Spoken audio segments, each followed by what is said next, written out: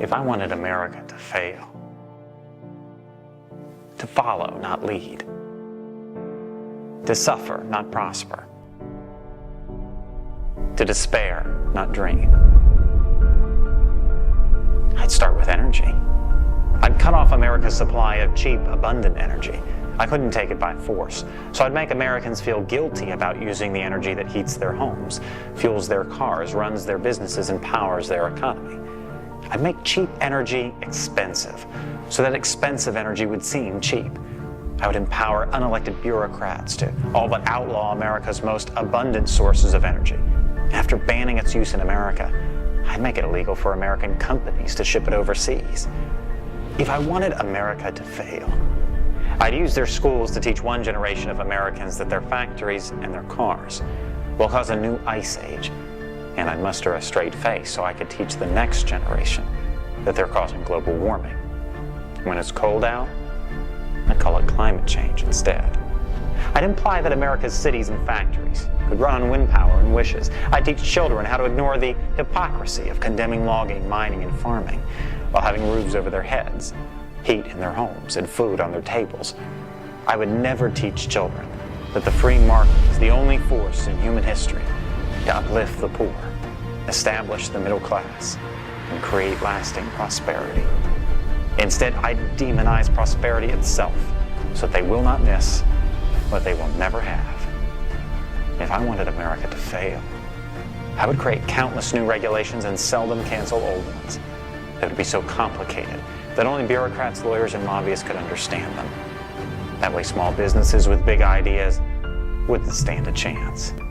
And I would never have to worry about another Thomas Edison, Henry Ford, or Steve Jobs. I would ridicule as flat earthers those who urge them to lower energy costs by increasing supply.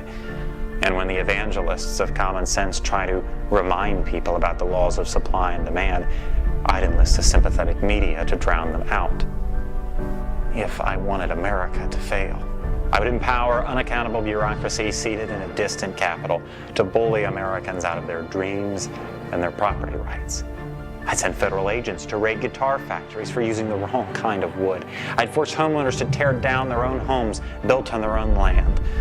I'd make it almost impossible for farmers to farm, miners to mine, loggers to log, and builders to build. Because I don't believe in free markets, I'd invent false ones. I'd devise fictitious products like carbon credits and trade them in imaginary markets. I'd convince people that this would create jobs and be good for the economy. If I wanted America to fail, for every concern I'd invent a crisis, and for every crisis I'd invent the cause, like shutting down entire industries and killing tens of thousands of jobs in the name of saving spotted owls. And when everyone learned the stunning irony that the owls were victims of their larger cousins and not people, it would already be decades too late. If I wanted America to fail, I'd make it easier to stop commerce than to start it, easier to kill jobs than create them, more fashionable to resent success than to seek it.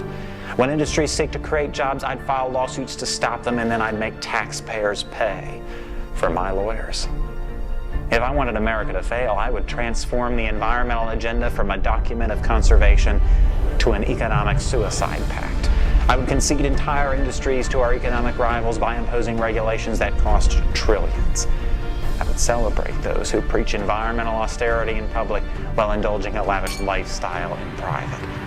I convince Americans that Europe has it right and that America has it wrong.